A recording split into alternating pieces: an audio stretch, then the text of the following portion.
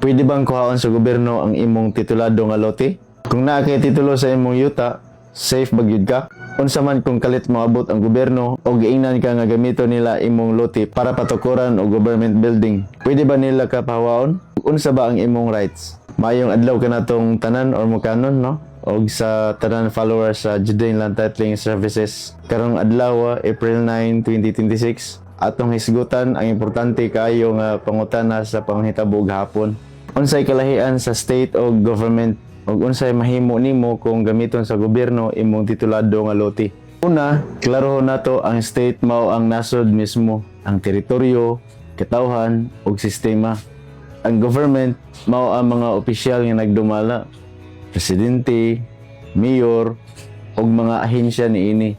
Importante ni nga masabtan kay bisan na ay gobyerno, dili nila pwede basta-basta kuhaon ang imong private property. Daghang private individuals ang naka-experience ani. Legal nga tag-iya sa yuta, na land title, pero tungod sa proyekto sa gobyerno, sama sa dalan, eskwelahan, government building, gidemolish ang ilang balay. Ug ang pangutana sa tanan, nganong pwede man buhaton? Legal basis. Sumala sa 1987 Philippine Constitution, pwedeng gamiton sa gobyerno ang private property para sa public use. Pinaagi sa gitawag og eminent domain. Ang eminent domain sa Bisaya kay ang gahom sa gobyerno sa pagkuha og pribadong yuta alang sa katuyuan para sa mga proyekto sama sa karsada, tulay, eskwelahan, o uban pang utilities. Kung gidemolish sa gobyerno ang imong balay o negosyo, naa kay rights. Pwede ka mangayo og bayad sa fair market value, pwede ka mo contest sa presyo, pwede ka mo file og kaso, ug labaw sa tanan, pwede ka mangayo og relocation kung naa kay balay. Importante, dili ka dapat papirmahon dayon kung wala pay klaro ang bayad. Apan, klaro kayo ang kondisyon sa balaod. Dapat para sa public use, dapat na ay due process, dapat na ay just compensation. Dili pwede nga demolish lang nga walay bayad.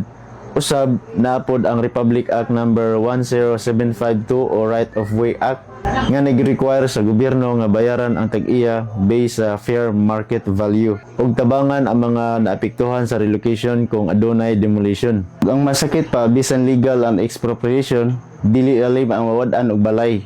Naapay mga bata, tigulang ug pamilya nga nanginhanglan og luwas nga puy-anan. Dili lang ni property, kinabuhi ni sa pamilya. Kung ikaw naa sa ingon ani nga sitwasyon, paminawan ni kay importante ni para nimo. Kung titulado ang imong yuta, na kay katungod mangayo og just compensation, mo contest sa valuation, mangayo og relocation assistance, ug mo file og kaso kung walay proseso. Para sa mga pamilya nga naapektuhan sa demolition, manghinaot kami sa Judean Land Titling Services nga safe mo tanan unsa man ang sitwasyon karon. Importante unahon gyud ang kaluwasan sa pamilya, labaw sa tanan. Nanghinaot usab kami nga ang relocation site nga ihatag sa gobyerno mahimong luwas, adunay tubig ug kuryente, dool sa eskwelahan ug angay puy-an sa matag pamilya. Disclaimer lang, no?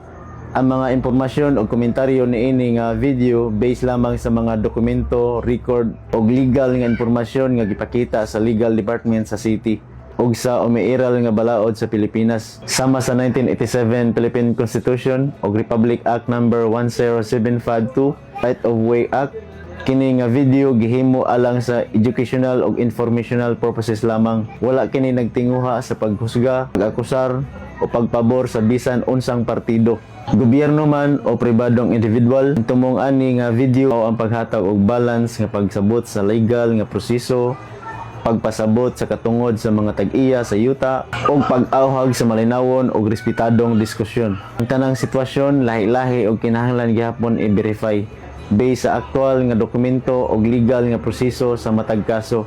Kung adunay sayop o kulang nga informasyon, open mi sa pagtul-id based sa official o verified nga record. Daghang salamat sa pagsabot o hinaot nga magpabilin ta sa respetado o konstruktibong diskusyon alang sa kaayuhan sa tanan.